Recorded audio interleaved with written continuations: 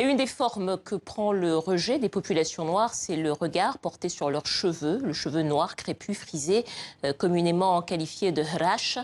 Depuis avril, en France, il existe un mouvement Hrash is Beautiful. L'idée est de valoriser ce type de cheveux au sein des communautés maghrébines. Yacine Alami, bonsoir. Bonsoir. Merci d'être avec nous, bienvenue. Vous êtes donc cofondateur du mouvement avec Samia Sadani, qui est sociologue. Vous-même, vous êtes enseignant en histoire.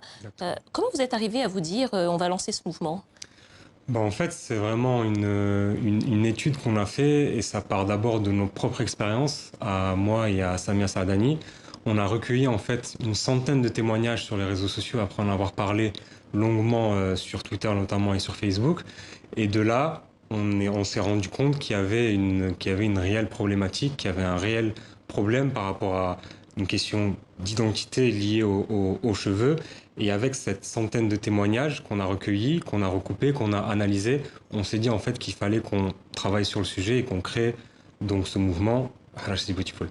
Donc c'est une expérience scientifique, vous diriez, ou vous êtes d'abord parti de votre propre ressenti, de vos propres expériences? C'est d'abord parti de nos propres ressentis à moi et Samia, puisqu'on en avait parlé longuement sur les réseaux sociaux.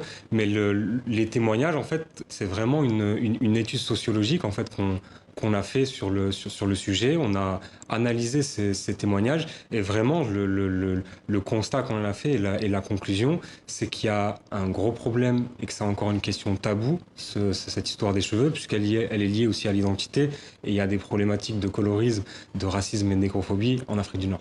Bon, on va tout de suite regarder un témoignage sur votre page Facebook d'ailleurs pour se rendre compte de ce que ça veut dire que d'avoir le cheveu hrash. On regarde. Mon enfance كانت شويه صعيبه كانوا كيرطبوا لي شعري اتو كان كيسحب لي صافي ما ناتور ما متقبلينهاش ما فامي دونك انا خايبه كانت كنشوف راسي هكا سورتو ملي كنمشي ليكول كاع البنات مقادات عندهم شعرهم ليس ما علمونيش كيف نبغي راسي صافي ما كنحملش شعري صافي رطبوه في لونفونس اي حاجه تقالت لك سا تو مارك دونك قلت لك بلا انت شعرك حراش انت خايبه غادا تبقى لاصقه لك في راسك ديالك.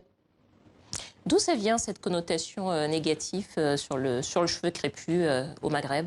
Vraiment, une des raisons principales, c'est clairement un manque de connaissances quant à l'identité maghrébine. C'est lié bien entendu à la négrophobie qui est prégnante en Afrique du Nord, puisque le cheveu crépus est dans son origine lié à une certaine forme d'africanité. Et ce rejet-là, en fait, il est lié au fait que les Maghrébins rejettent cette africanité. Alors depuis quelques années, il y a quand même il y a un mouvement qu'on appelle le mouvement NAPI que vous devez évidemment connaître, avec exactement les mêmes revendications, qui est porté d'ailleurs par des Noirs, des Africains subsahariens. C'est quoi la différence entre votre mouvement et ce mouvement-là? En fait, déjà, nous, ce mouvement-là, NAPI, qui provient plus des États-Unis, mais qui est également en France et en Afrique subsaharienne, on le crédite, puisque c'est une forme d'inspiration, puisqu'on a longtemps lu énormément d'articles sur la question du Natural and Happy, qui a donné NAPI. Et la différence, en fait, c'est que sur le terrain nord-africain, sur le terrain français lié à l'histoire de l'immigration maghrébine en France, il n'y avait pas, en fait, de mouvement. C'est-à-dire que les personnes ne pouvaient pas forcément se reconnaître et se voir dans le mouvement NAPI, même s'il y a quand même des liens. Mais le fait est qu'il y a quand même une différence sur certaines questions, vu qu'en plus c'est une question qui est encore taboue en Afrique du Nord au Maghreb. Donc il y a clairement des similitudes entre les deux mouvements, mais il y a aussi une réalité qui fait que nous, on était dans l'obligation en fait pas de se départir, mais en tout cas de créer un mouvement pour les nôtres. Un mouvement pour les nôtres, c'est-à-dire pour parler finalement de cette question d'identité, de cette perception du noir, du cheveu noir au Maghreb?